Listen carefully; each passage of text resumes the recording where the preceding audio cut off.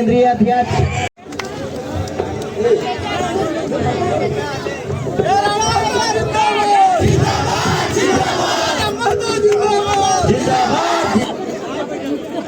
आज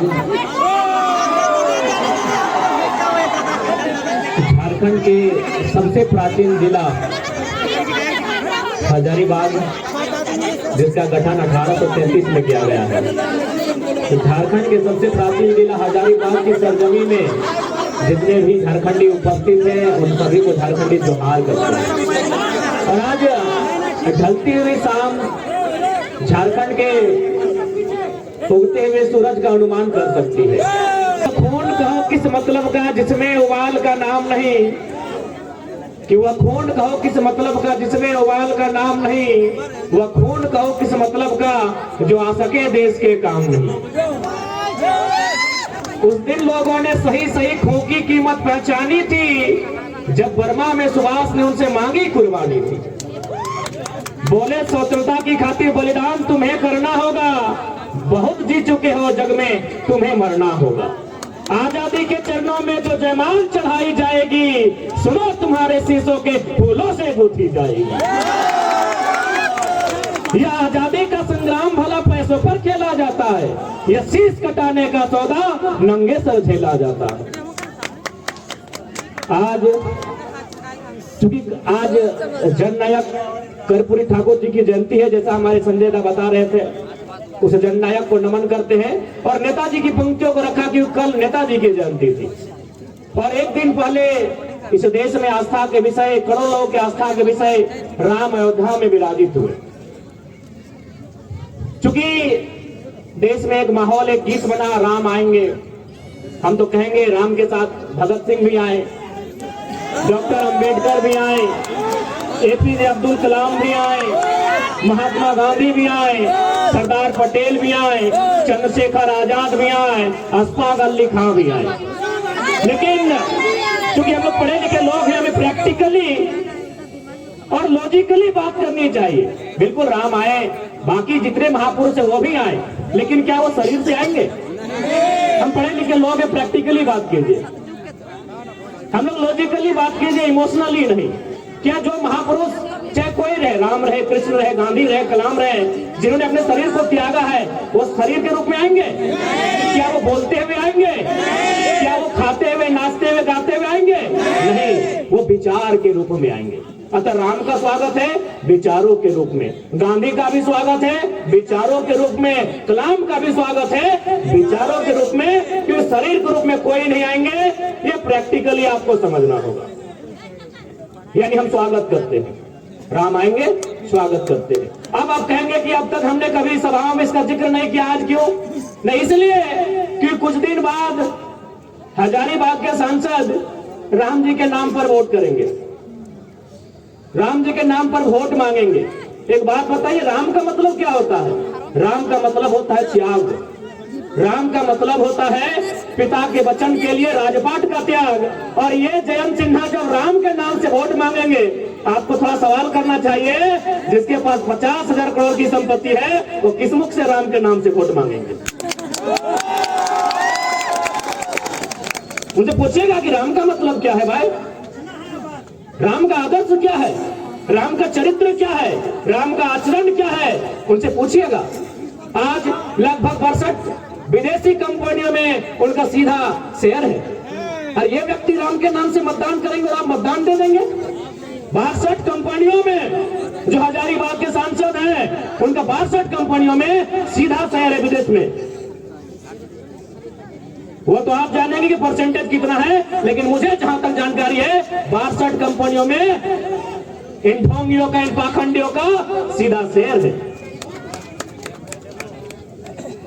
यदि राम जी के पास 50,000 करोड़ की संपत्ति होती तो वो क्या करते? अरे वो बिशुनगढ़ के 45 मजदूरों को सऊदी अरब में नहीं छोड़ते, वो बिशुनगढ़ के 45 मजदूरों को सऊदी अरब में नहीं छोड़ते जो टॉयलेट का पानी पी रहे हैं। वो बड़का गांव के लोगों में कर्फ्यू का माहौल नहीं उत्पन्न करते हैं, जो है अडानी प्राइवेट लिमिटेड कंपनी जमीन अधिग्रहण के लिए वहां इस प्रकार से पुलिस प्रशासन भरी है जैसे वो तालिबान लगता हो। और कल ये शख्स आएंगे और ये भावनाओं के नाम पर, आस्थाओं के नाम पर मत लेने का काम करेंगे। तो क्या राम का चित्र ऐसा ही था जैसा जयंत सिन्हा का है? इसलिए आज राम यानी विचार, राम यानी आचरण, राम यानी आदर्श, राम यानी कर्तव्य। एक भी लक्षण वर्तमान जो सांसद है, क्योंकि यहाँ सबसे ज्यादा हिंदू मुस्लिम के नाम से मतदान होता है, एक भी लक्षण राम का इनमें नहीं दिखता है। ये तो ऐसे लोग हैं जिनके कारण एक और हमारे राज्य में भुखमरी है, हमारे राज्य में गरीबी है, पलायन है, विस्थापन है। और आपको जानकारी होना चाहिए, पूरे झारखंड में सबसे ज्यादा अगर विस्थापन कहीं है तो हजारीबाग जिला, हजारीबाग लोकसभा के बिशुनपुर प्रखंड में है। इसलिए मैं आपसे यही कहना चाहूंगा कि जब मत की बारी आए, ऐसे व्यक्ति को चुनिएगा जो आपकी बातों को दिल्ली में रख सके, जो आपकी बातों को दिल्ली को मजबूत कर सके, जो आपकी लड़ाई को लड़ सके। एक बात सभी जानते हैं, चाहे मीडिया के कर्मी हो या प्रशासन के लोग हो या सरकारी कर्मचारी हो, हर कोई यहाँ अपने जीवन में चाहता है कुछ संपत्ति का अर्जन करके चले जाए। लेकिन आपको जानकारी होनी चाहिए, आज जिस प्रकार से झारखंड का माहौल बना है, कहीं सड़क चौड़ीकरण के नाम पे, कहीं डैम के नाम में, कहीं तालाब के नाम में, कहीं माइंस के नाम में, कहीं फैक्ट्री स्थापित करने के नाम में हमारी जमीनें कौड़ी के भाव ले रहे हैं। यदि आज हमारे पास दिल्ली में शख्स नहीं होगा जो हमारे लिए लड़ सके, तो आने वाले दिन ऐसा होगा कि झारखंड एक खंडहर के रूप में होगा, हम और आप केवल तमाशा देखेंगे। मैं आपके माननीय सांसद की एक करतूत सुनाता हूँ। करतूत और कारनामा में फर्क होता है, जैसे क्लेवर और कनिंग होने में फर्क होता है। दोनों का मतलब चालाक होता है, लेकिन एक का मतलब धूर्त होता है। तो मैं इनकी एक करतूत आपको सुना रहा हूँ। आपके जो यशस्वी नरेंद्र मोदी जी के नाम पर ये वोट लेंगे, माननीय जयंत सिन्हा, इनका बाप भी सांसद रह चुके, अपना बेटा को बनाने की तैयारी में है। राजरप्पा में प्रोजेक्ट आया था। आज समझिए कि किस प्रकार झारखंड को खोखला किया जा रहा है, किस प्रकार हमारी बुनियादी ढांचे को बर्बाद किया जा रहा है, किस प्रकार हमारे रोजी रोजगार को प्रदेशों के हाथों बेचा जा रहा है। वहाँ एक प्रोजेक्ट आया था, चूंकि सांसद हैं, दिल्ली से टीम आई थी, तो सांसद की एक कुर्सी लगी हुई थी। सांसद महोदय कुर्सी में बैठते हैं, अंदर जो दिल्ली की टीम आई थी, 5 सदस्य या 7 सदस्य टीम थी, उनसे पूछा सांसद महोदय ने, यशस्वी सांसद, आपके लोकप्रिय सांसद, आपके धर्मात्मा सांसद, अब भाई राम के नाम से वोट मांगते तो धर्मात्मा ही होंगे, और आपने दिया है।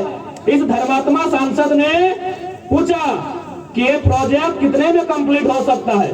बोला सर हार्डली 15 से 20 करोड़ में पूरा हो जाएगा। इस धर्मात्मा, आपके लिए धर्मात्मा, हमारे लिए कहीं ना कहीं ये मानव के रूप में छुपे दानव है। इसने कहा इसको 250 करोड़ बनाइए। आप पता कर लीजिएगा, राजरप्पा प्रोजेक्ट वहां 15 करोड़ में योजना थी, इन्होंने कहा इसको 250 करोड़ बनाइए। यानी जो योजना 15 करोड़ में हो सकती थी, 250 करोड़ किसके लिए? अपने लिए, अपनी पत्नी के लिए, अपनी साली के लिए, अपनी सलहद के लिए।